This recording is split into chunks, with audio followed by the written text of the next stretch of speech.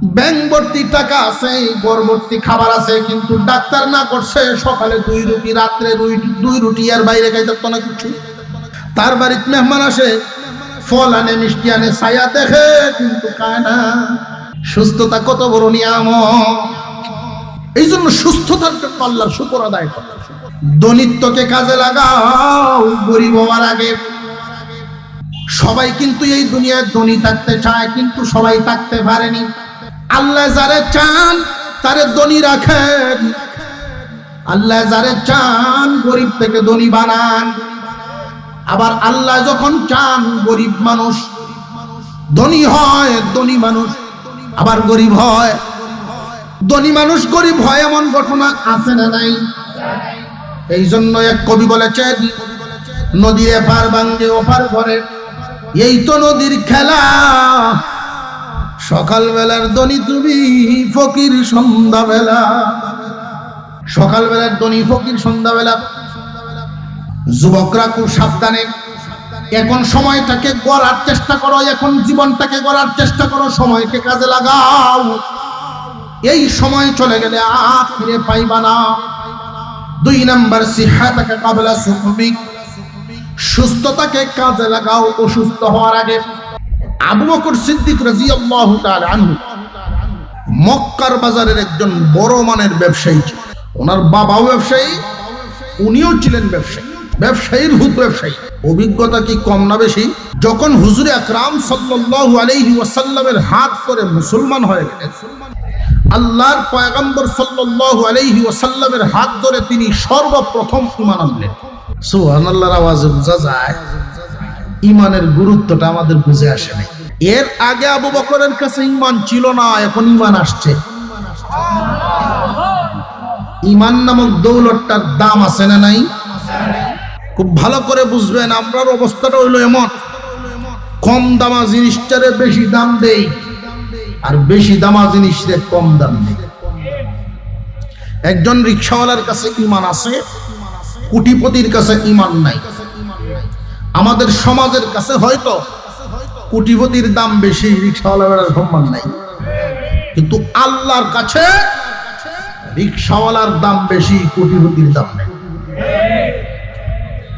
কারণ ইমানদারের দাম আছে আল্লাহর কাছে। কি পরিমাণ দাম! একজন ইমানওয়ালা যারা পরিমাণ ইমান নিয়ে যখন দুনিয়া ছাড়বে, 10টা দুনিয়ার সমান একটা জান্নাতের মালিকানা। ইমানের দাম আছে না নাই? ইমানদার বুকে হাত দিয়ে খুব সাহসের সাথে থাকবে। একজন ইমানদার দুনিয়ার একটা খুঁটি, যতক্ষণ একজন ইমানদার বেঁচে থাকবে আল্লাহ পাক কিয়ামত ঘটাবেন। আবু বকর সিদ্দিক রাদিয়াল্লাহু তাআলা ঈমান আনলেন, মুসলমান হয়ে গেলেন। আল্লাহর নবী বিশ্ব নবী জানায়া দিলেন, আবু বকর এখন থেকেই তুমি অনেক দামি, তুমি ঈমানদার। আর একজন ঈমানদার একটা জান্নাতের মালিক। মহান মাওলাই কারীম কিয়ামতের কঠিন ময়দানে তোমাকে এই ঈমানের বদৌলতে জান্নাত দিবেন।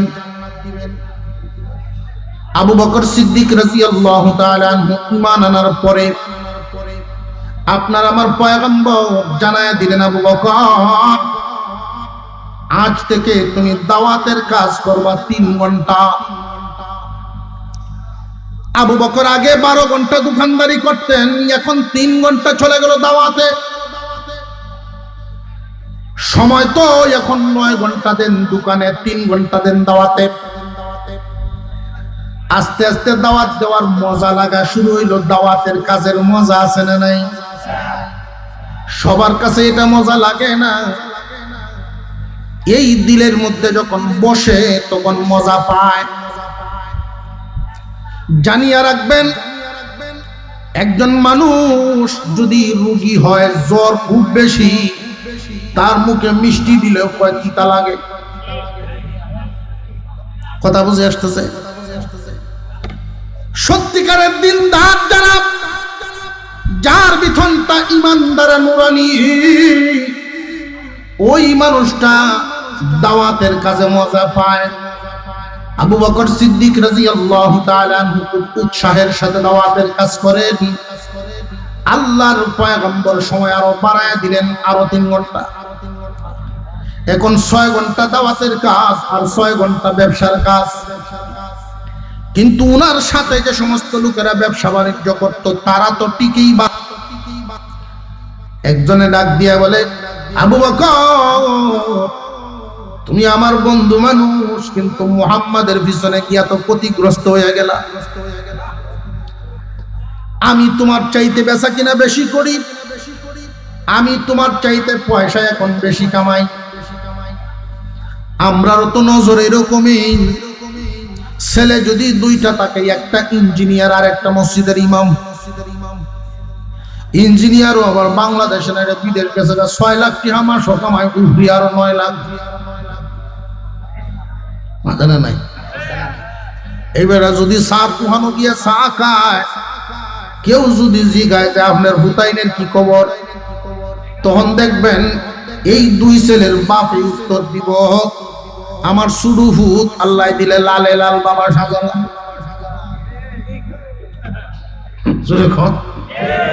আমার সুডু ভূতের 1 মাসের কামাই দিয়ে আমি 3 বার ওয়াজ করতাম পারি, কারণ উফরি আছে যে, উফরি দিয়া দেয়া ওয়াজ করলে ওয়াজ হইব নি। যদি জিগায় আপনার বড় ভূতের কি খবর, হ্যাঁ কন্যা যেটা বাদ হইছে, বাদ হইছে মসজিদও তাকে আর কি রুস্তিতে করে, যে সুডু ভূতের মুখ দাঁড়িয়ে আছে নাকি, না সুডু ভূতের তো দাঁড়িয়ে রাখার সময় হয়েছে না, এটা সুডু ভূতের কি বালে গেছে না, পারে কি করছে, বালে গেছে, 3টার বাপ হয়েছে, দাঁড়িয়ে যে রাখছে না, এটা কি তা কোন যে সময় হইলে রাখবো না, বাপে সাফাই গায়ে ভূতের। জানিয়ে রাখবেন, আমাদের নজরে কেউ দামি, আল্লাহর নজরে আবার আরেকজন দামি। সমান 2 জন রিকশাওয়ালা সকাল 8টায় বাহির হয়, রাতের 10টায় আইনা রিকশা জমা দেয়। 2 জন বন্ধু মানুষ, একজন নামাজি আর একজন বেনামাজি। দৈনিক জোহর আসর মাগরিব এশা 4 ওয়াক্ত নামাজ আছে না নাই? 8টায় যদি বাহির হয়, এই 4 ওয়াক্ত নামাজ, 8টা থেকে বিকাল 10 রাত 10টা পর্যন্ত 4 ওয়াক্ত নামাজ।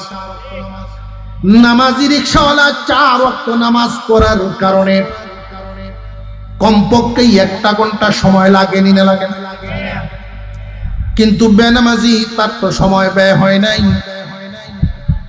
যেই ব্যক্তি নামাজ পড়ে তার 1 ঘন্টা সময় আল্লাহর কাছে ব্যয় হয়ে গেল, আর যে নামাজ পড়ে না, 1 ঘন্টা হ্যান্ডেল করেছে। রাত্রে যখন 2 জন রুমে আসছে, কামাই রুজি ভাগ হইতেছে, তুই কত কামাইছস? যে আমি তো 500 কামাইছি। দেখ আমার 600, তুই কে নামাজ পড়বার গো, আর ওকে নামাজ পড় যা, কইতেছে আমি তোর থেকে লাভবান, তুই কি আরো নামাজ পড়গা, এন আইসি পয়সা কামাইতা। নামাজি বন্ধুটায় জবাব দেয়, তুই 600 আর 800 কামাইলে কি হইব? আমি তো 2টা কাজ করছি, পরকালও কামাইলাম, দুনিয়াও কামাইলাম। তুই যদি 10,000ও কামাস, শুধু দুনিয়া যেটা বেশি দিন থাকার না। যেই মাত্র এই কথাটা বলছে, বন্ধুর সামনে দিলের ভিতরে ধাক্কা লাগছে। ঠিকই তো, আমি শুধু দুনিয়ার জন্য মেহনত করলাম, আখিরাতের 1 টাকাও কামাইলাম না। এই দুনিয়ার জমিনে যতদিন থাকবো টাকার দাম আছে, আখিরাতে এই টাকার কোনো দাম আছে নাকি? আখিরাতে দুনিয়ার মিসাল, এই দুনিয়ার জমিনে যার কাছে টাকা সম্পদ বেশি আছে, বুক বিলাস তার নাম দাম বেশি আছে। আখিরাতে যার কাছে নেকি যত বেশি থাকবে, ওই মানুষটার বুক বিলাস তত বেশি হইব। পরের দিন থেকে এই বন্ধু তওবা করে ফেলছে, আর নামাজটা। আল্লাহ পাক রব্বুল আলামিন যদি ইচ্ছা করতেন 30 পারা কোরআন নাজিল করবেন না, শুধুমাত্র সূরা আসর নাজিল করবেন। আর একজন মানুষ শুধুমাত্র সূরা আসরের উপরে আমল করবে তবু জান্নাতের রাস্তা খুঁজে পাবে। সূরা আসরের গুরুত্ব আছে না নাই? সূরাতুল আসর আল্লাহ পাক নাজিল করেছেন মক্কা নগরীতে। আল্লাহ তাআলা বলেন ওয়াল আসরি, আসরের কসম, ইন্নাল ইনসানা লাফি খুসর। ইন্না মানে নিশ্চয়ই, আল ইনসান সমস্ত মানুষ। আল্লাহ যে বললেন সমস্ত মানুষ, আদম আলাইহিস সালাম এর ভিতরে শামিল আছেন না নাই? কথাগুলো বুঝলে সবাই উত্তর দিবেন। নূহ আলাইহিস সালাম সমস্ত মানুষের ভিতরে শামিল আছেন না নাই? আদম থেকে নিয়ে কিয়ামত পর্যন্ত যত মানুষ পৃথিবীতে এসেছেন আর আসবেন সবাই এর ভিতরে শামিল। মহান মাওলাই কারীম প্রথমে কসম খেয়েছেন। কসম, কথা বলার আগে যদি কেউ কসম খায় তার একটা উদ্দেশ্য আছে না নাই? মহান মাওলা স্বাভাবিকভাবে যদি একটা কথা বলেন এটার ওজনই তো অনেক। আল্লাহর কথায় কি কোনো সন্দেহ আছে নাকি? আল্লাহ রাব্বুল আলামিন ইয়ার পরেও তিনি কসম খায়া বলছেন। কসম তো আমরাও খাই, মাঝে মাঝে কথা বুঝাইতে গিয়া কসম খাই না খাই না। আমরাও যখন কসম খাই, কসম খাওয়ার উদ্দেশ্য হইল কসম খায়া যে এই কথাটা বলি এই কথাটার ওজন বাড়ানো। কাউকে বুঝাইতে গিয়ে আমরা কসম খায়া কথা বলি যাতে বিশ্বাস করে কথাটার ওজন হয়। ব্যবসায়ী যদি কসম খায়, লক্ষ্য করে দেখবেন, আপনি যদি দোকানে যান গিয়া যদি বলেন ভাই সাহেব এই শাড়িটা কত, দোকানদারে উত্তর দিবা আপনার কি পছন্দ হয়েছে নি? এটা আমি আপনার বাবির লাগি তো ইসলাম পছন্দ যেহেতু হয়েছে তাহলে লয়ে যান গিয়া। ব্যবসায়ীর একটা কৌশল আছে না? দাম কত, আপনার লাগেন দামে ভাইতো না, বুঝা তো তালুর গরের ভাই লাগে। একটা কৌশল আছে না ব্যবসায়ী, যা আপনার সাথে দামের কোন আলাপ আছে। কর্মচারীর ডাক দেখো ভাই দাগ নাম্বারটা কত রে? 320। ভাই সাহেবের দাম 1200। 320-এর সাথে 1200 কি? দাগ নাম্বার মালিকই জানে, কর্মচারী জানে। আর ভাই সাহেব 1200 টাকা। আমি গদ্দিত বইয়া কইতাছি 1100 কি নাই, গদ্দিত বইয়া কইতাছি। এর দ্বারা কি বুঝাইলো? গদ্দিরের কসম খায় কইতাছি। গদ্দিরের দাম আছে না নাই ব্যবসায়ীর কাছে? আমরাও যখন জমিনে কসম খাই, দামি জিনিসের কসম খাই, কেউ সন্তানের কসম খায়, কেউ মসজিদের কসম খায়, কেউ কোরআন শরীফ লইতে চায়। কসম খাওয়ার সময় কেউ কি কোনোদিন জুতার কসম খাইছে? কম দামা বস্তুর কসম কেউ কোনোদিন খায় না। আল্লাহ প্রথমে কসম খাইলেন ওয়াল আসর। কোনটার কত দাম এটা পরে আলোচনা হবে, আগে তরজমাটা বলি। ওয়াল আসর, আসরের কসম। ইন্নাল ইনসান, নিশ্চয়ই মানব জাতি সমস্ত মানুষ, লাফি খুসর, ক্ষতিগ্রস্তের মধ্যে আছে, ক্ষতির মধ্যে আছে। সমস্ত মানুষ ক্ষতিগ্রস্ত। ইল্লাল্লাযীনা আমানু ওয়া আমিলুস সালিহাত ওয়া তাওয়াসাউ বিল হাক্কি ওয়া তাওয়াসাউ বিস সাবর। কিন্তু তারা ক্ষতিগ্রস্ত নয় যারা ঈমানদার, আমলদার, নিজেও আমল করে আর একজনকেও আমলের দাওয়াত দেয় এবং নিজেও সবর করে অন্যজনকেও সবরের দাওয়াত দেয়। এই বললাম তরজমা। পৃথিবীর সমস্ত মানুষ ক্ষতিগ্রস্ত, কিন্তু তারা নয় যারা 4 গুণের অধিকারী। কয়টা গুণ? আরো জোরে 4। এই সূরার বিষয়বস্তুটা বোঝার জন্য শানে নুজুলটা যদি আপনাদের সামনে তুলে ধরি, আল্লাহর নজরে কেউ দামি, মানুষের নজরে কেউ দামি, এই বিষয়টা বোঝা দরকার। কে ক্ষতিগ্রস্ত, কে লাভবান? বাবার উদাহরণ দিয়েছিলাম, বাবাই মনে করছেন আমার ছোট ভূত বেশি লাভবান, কিন্তু আল্লাহর নজরে 5 ওয়াক্ত নামাজি বড় ভূতেই লাভবান। আবু বকর সিদ্দিক রাদিয়াল্লাহু তাআলা আনহু দিনের কাজে মেহনত করতে করতে অবশেষে দোকানটা উনি বিক্রি করে দিলেন। বাজারের ব্যবসায়ীরা ডাক দিয়া বলে, আবু বকর, মুহাম্মাদের পিছনে গিয়া তুমি ক্ষতিগ্রস্ত হয়ে গেছো। আবু বকর সিদ্দিক রাদিয়াল্লাহু তাআলা আনহু মানসিকভাবে খুব ব্যথিত হৃদয় নিয়ে, চেহারাটা মলিন, আপনার আমার পয়গম্বরের দরবারে গিয়ে হাজির হয়ে গেলেন। আল্লাহর পয়গম্বর বলেন, আবু বকর চেহারাটা মলিন কেন? আবু বকর সিদ্দিক রাদিয়াল্লাহু তাআলা আনহু জবাব দেন, ইয়া রাসূলুল্লাহ, ইয়া হাবিবাল্লাহ, মক্কার বাজারের ব্যবসায়ীরা আমাকে ক্ষতিগ্রস্ত বলতেছে, ব্যবসা হারায় ফেললাম। আসলেই কি আমি ক্ষতিগ্রস্ত হয়ে গেলাম নাকি?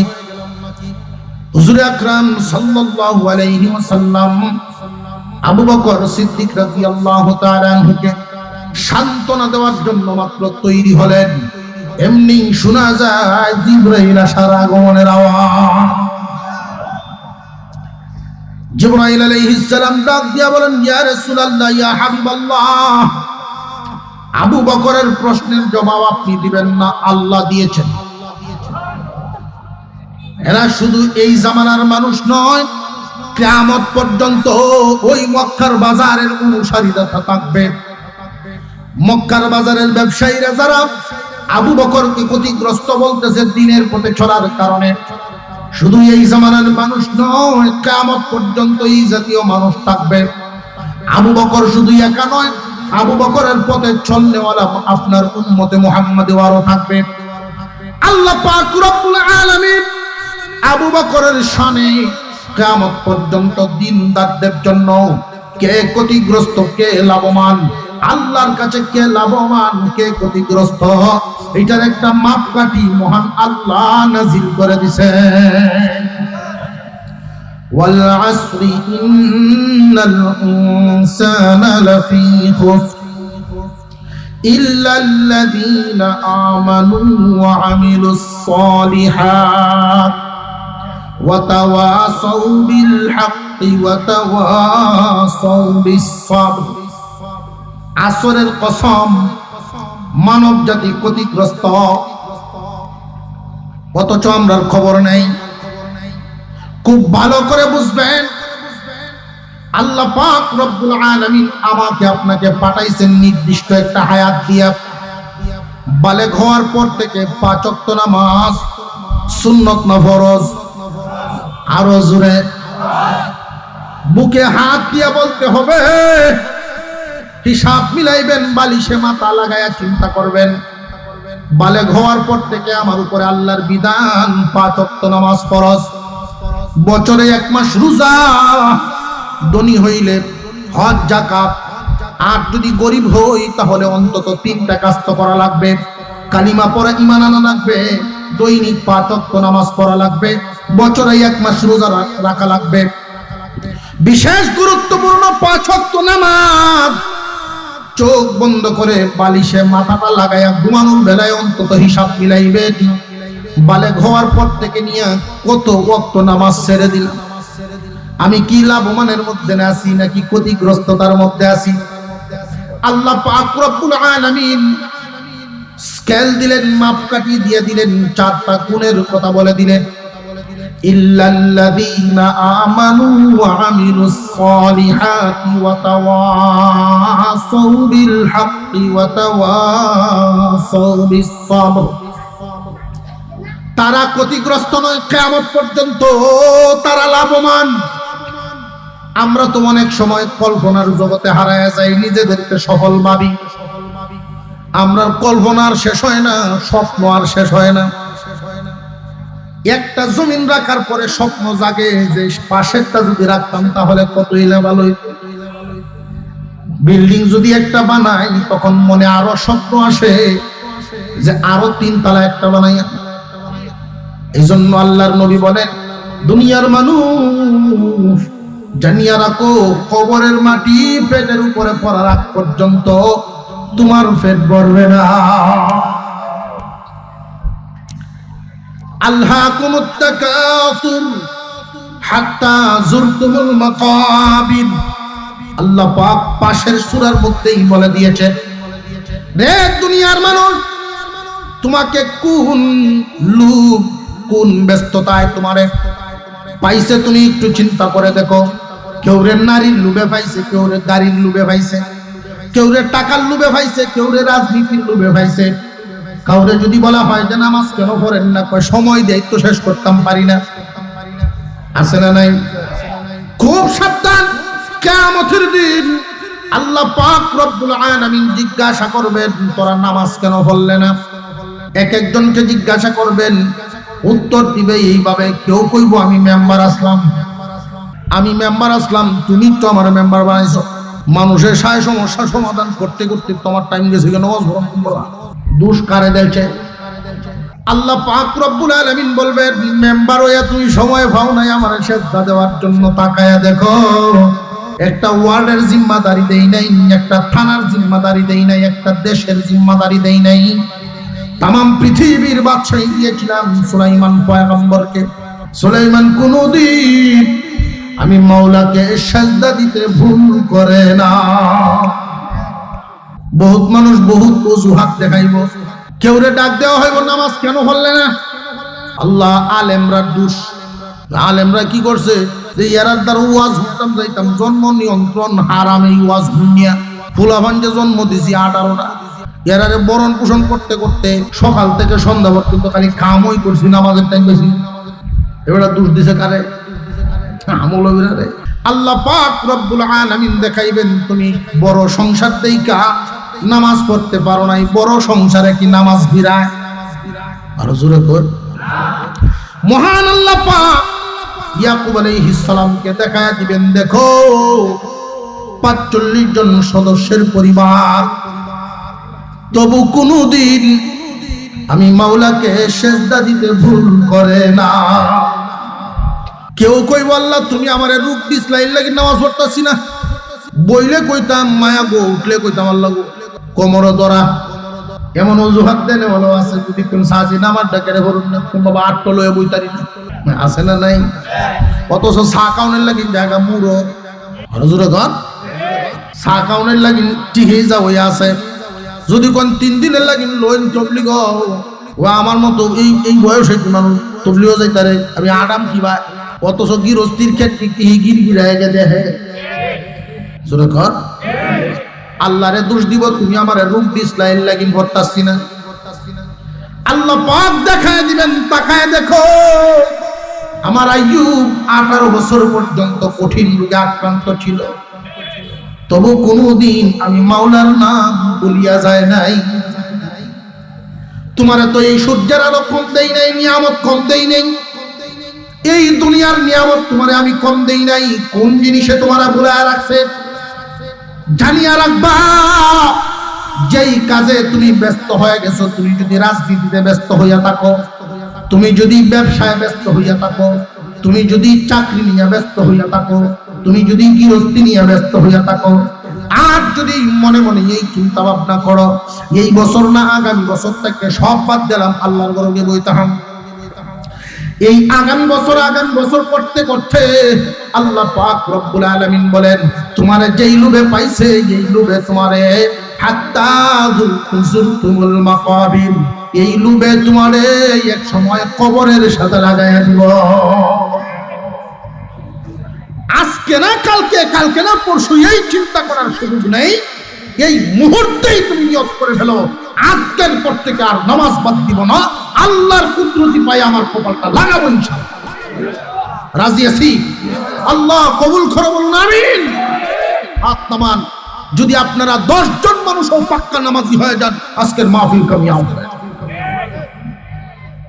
মাদ্রাসার মুহতামিম সাহেব হাফেজ হযরত মাওলানা আবু সালেহ সাফি সাহেব সারা বছর আপনাদের সহযোগিতা নিয়ে মাদ্রাসা চালায়, ছাত্রদেরকে পড়ায়, আর একদিন ওনার উসিলায় আপনাদেরকে পড়ানোর ব্যবস্থা করা হচ্ছে।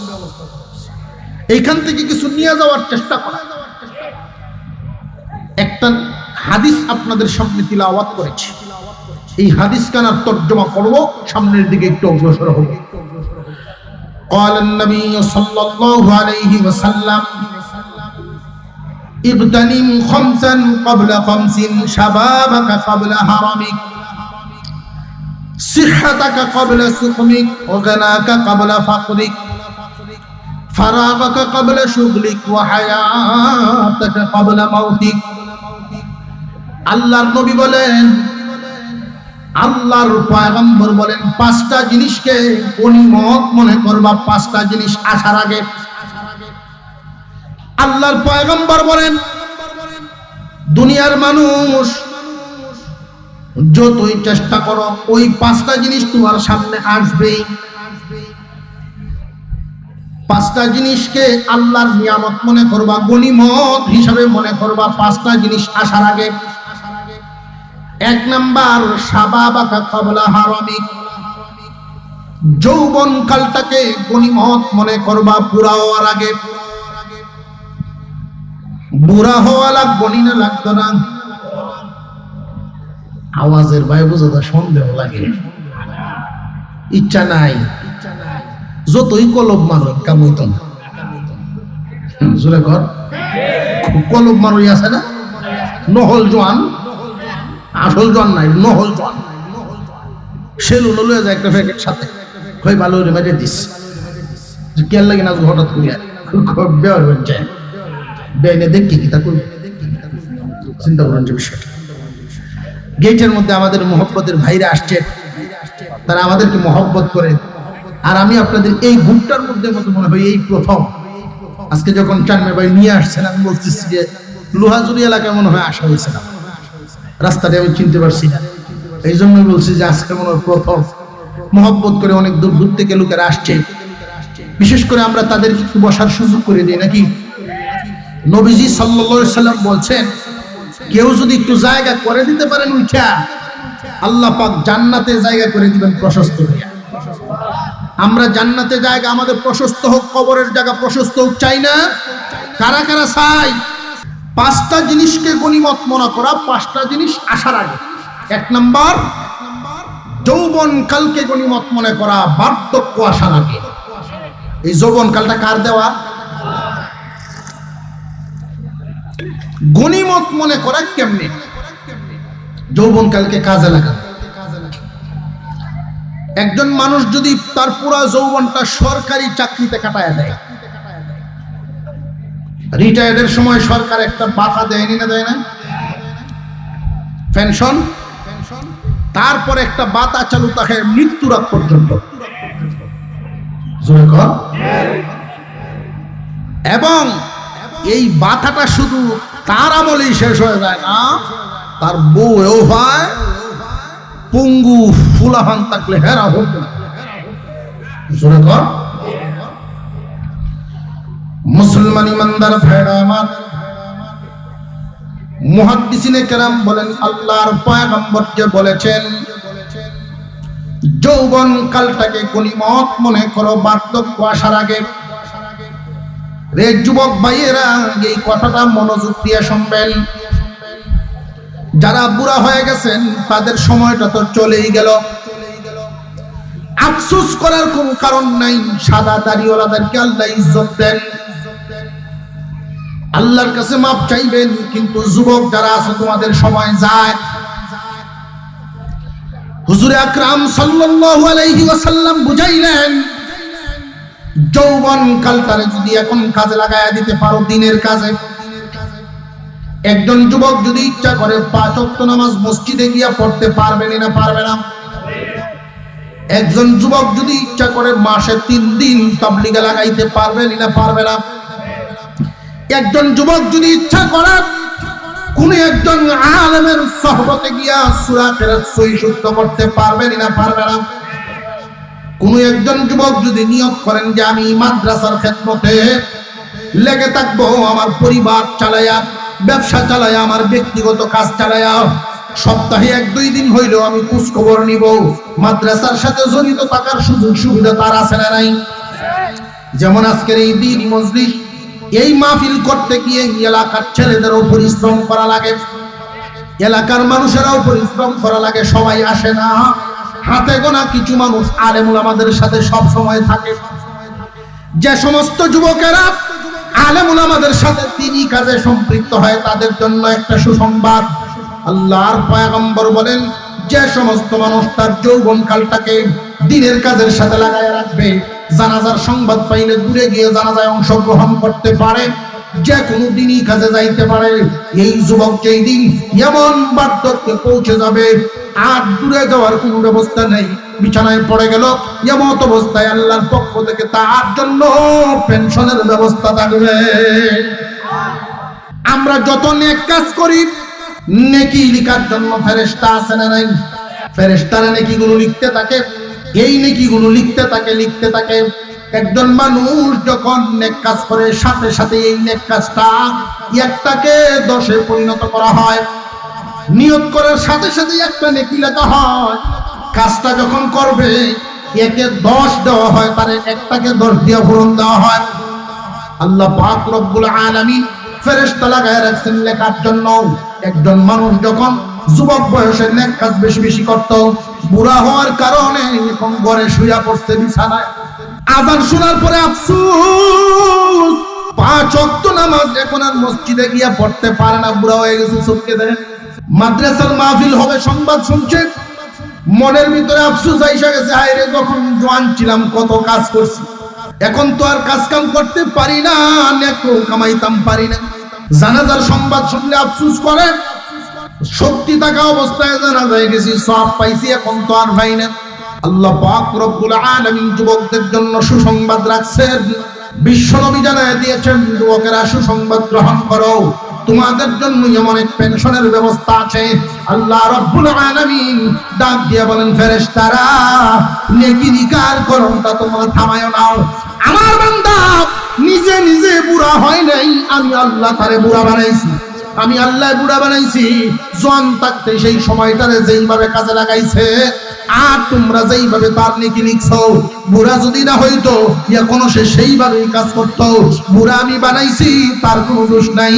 নেকির কলমটা চালায়া যাও, মৃত্যুর আগ পর্যন্ত জোয়ান থাকার আমলের সমপরিমাণ নেকি লিখিয়া যাও। যুবকরা খুব সাবধানে এখন সময়টাকে গড়ার চেষ্টা করো, এখন জীবনটাকে গড়ার চেষ্টা করো, সময়কে কাজে লাগাও। এই সময় চলে গেলে আর ফিরে পাইবা না। 2 নাম্বার, সিহাতাকা ক্বাবলা সুকমিক, সুস্থতাকে কাজে লাগাও অসুস্থ হওয়ার আগে। সুস্থতা কার নিয়ামত? আরো জোরে। মুসা আলাইহিস সালাম আল্লাহর সাথে সরাসরি কথা বলতে পারতেন, এই কথা আমাদের জানা আছে না নাই? মুসা আলাইহিস সালাম আল্লাহর সাথে সরাসরি কথা বলতেন। একদিন ডাক দিয়ে বলে, আল্লাহ একটা কথা কইতাম, কথাটা কেমন লাগে? আল্লাহ বলেন, কেমন লাগার কথা কইবা কেন লাগে? আল্লাহ মনে আইছে এই জন্য বলতাম, যদি অনুমতি দেন। আল্লাহ বলেন, বলো শুনি কি বলতাম। আল্লাহ, আমি যদি আল্লাহ হইতাম আর আপনি যদি বান্দা হইতেন, তাহলে আমার কাছে আপনি কি তা চাইলেন? আল্লাহ বলেন, এটা কি সম্ভব নাকি? এটা তো অসম্ভব। মুসা আলাইহিস সালাম বললেন, আমি তো জানি এটা অসম্ভব, এটা কখনো নয়। আমি গোলাম, আপনি মালিক, এই জন্যই তো আমি যদি কইছি। যদি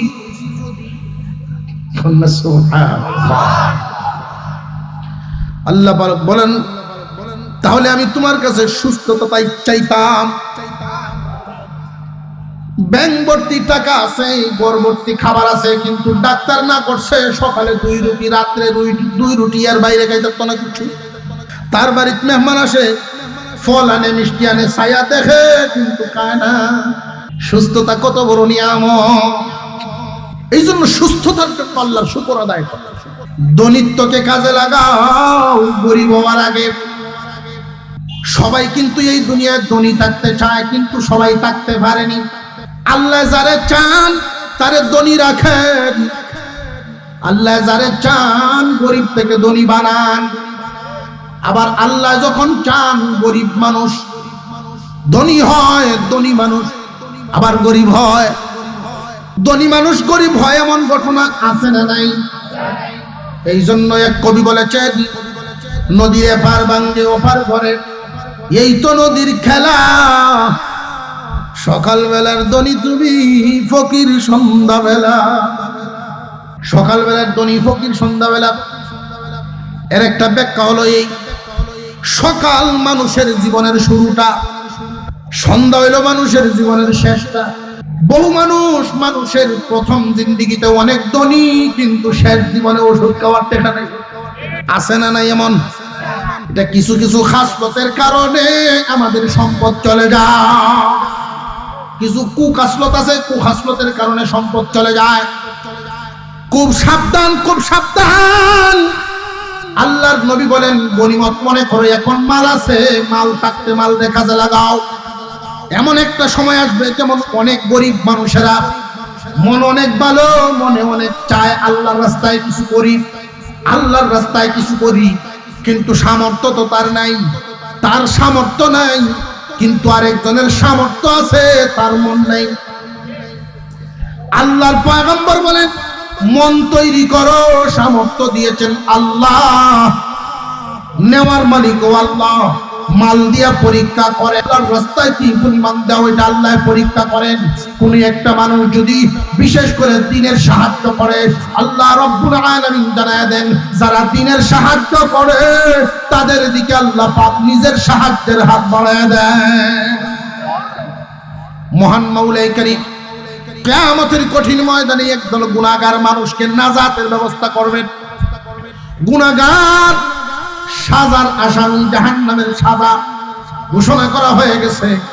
এমত অবস্থায় আল্লাহ পাক রব্বুল আলামিন ফেরেশতাদেরকে বলবেন, এই আসামিদেরকে আলেমদের জামাতের সামনে দিয়ে লইয়া যাও। আলেমদের সামনে দিয়ে যখন লইয়া যাইবা, আর কোন হাফেজ আলেম যদি এদেরকে চিনিয়া ফেলে, হাফেজ আলেম যদি এদেরকে চিনিয়া ফেলে, হাফেজ আলেমের সুপারিশ যদি নসিব হইয়া যায়, তখন গুনাহগার মানুষকে আল্লাহ আলেম উলামাদের সুপারিশের বদৌলতে মাফ করে দিবেন। قال النبي صلى الله عليه وسلم يشفع يوم القيامة ثلاثة: الأنبياء ثم العلماء ثم الشهداء। আল্লাহর নবী বলেন, তিন দল মানুষ কিয়ামতের দিন আল্লাহর কাছে সুপারিশ করার পাওয়ার হবে। এক নম্বরে নবীগণ, দুই নম্বরে আলেমগণ, তিন নম্বরে শহীদগণ। আল্লাহ পাক কিয়ামতের দিন এই তিন দল মানুষকে ডাক দিবেন। আমরা কি ইচ্ছা করলে কোন নবীগণকে কি পাবো নাকি?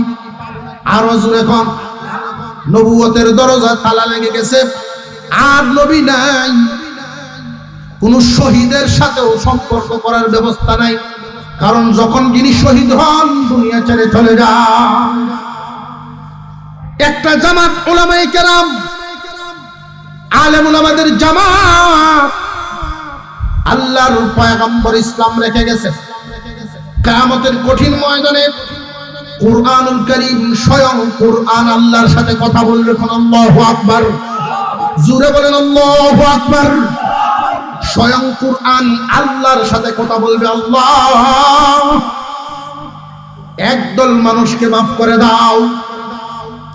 মহান মাওলাই কারীম কুরআনুল কারীমকে বলবে, কাদের ব্যাপারে তুমি সুপারিশ করো? যে লোহাজুরি এলাকার ওই এলাকার মানুষগুলো, কটিয়াদির ওই এলাকার মানুষগুলো উল্লেখ করে করে মানুষদের নাম ঘোষণা করতে থাকবে। কোন সুবহানাল্লাহ। ওই মানুষগুলোর নাম বলবে আর বলবে, আল্লাহ আপনার হাবিব আমাকে দুনিয়ার জমিনে রেখে আসছিলেন তাদের উম্মতের কাছে। আপনার হাবিবের উম্মতেরা আমাকে হেফাজত করছে কেমনে জানেননি? কেউ আমাকে হেফাজত করছে মুখস্থ করার মাধ্যমে, কেউ হেফাজত করছে আমাকে ব্যাখ্যা বিশ্লেষণ করার মাধ্যমে, কিন্তু কেউ হেফাজত করছেন নিজের বাবার রেখে দেওয়া সম্পদের উপরে মাদ্রাসার ঘর বানাইবার জন্য জমিটা দিয়া। কেউ আমাকে হেফাজতের কাজ করছেন, সারাদিন ঘাম জড়ায় কাজ করিয়া যা উপার্জন করছেন এখান থেকে 10টা টাকা নিয়োগ করে রাইখা দিত। 500 টাকা যদি দৈনিক কামাইতো, 10টা টাকা আলাদা আমার হেফাজতের কাজের জন্য রাইখা দিত। এইভাবে শ্রম দিয়ে আমার হেফাজতের কাজ করছে ওরা। একদল মানুষ রোজিং রাইখা আমার হেফাজতের কাজ করত। রক্তের কোনো সম্পর্ক নেই, আত্মীয়র কোনো সম্পর্ক নেই, ইয়ার পরেও নিজের সন্তানদের মতো আমারে খানা খাওয়াইতো 3 বেলা। বরং ঘরের মহিলাটা নিজের সন্তান কান্নাকাটি করলেও ওই দিকে কান দেয় নাই। আমি সময় মতো যেন মাদ্রাসায় আসতে পারি, আমার টিফিনটা রেডি করে দিছে, আমার খানা খাওয়ায় দিছে আল্লাহ রব্বুল আলামিন। আল্লাহর দরবারে কালাম বলতে থাকবে, আল্লাহর কালামে বলবে আল্লাহ ওই মানুষগুলোরে যদি জাহান্নামে দাও আমি কোরআন মানি না। আল্লাহ বলবেন ওরা হইল এই গুনাহকারী, ওই গুনাহকারী, এই গুনাহকারী। মহান মাওলাই কারীমের দরবারে আল্লাহর কালাম বলবে গুনাহ করছি বিদায় তো তুমি জাহান্নামে দিবার চাও, আর আমি কালাম তোমার কাছে দরখাস্ত করি, তুমি কি আমার দরখাস্ত কবুল করবা কিনা করবা না? যদি আমার দরখাস্ত তুমি কবুল না করো তাহলে আমি যে তোমার কালাম এটা অস্বীকার করো।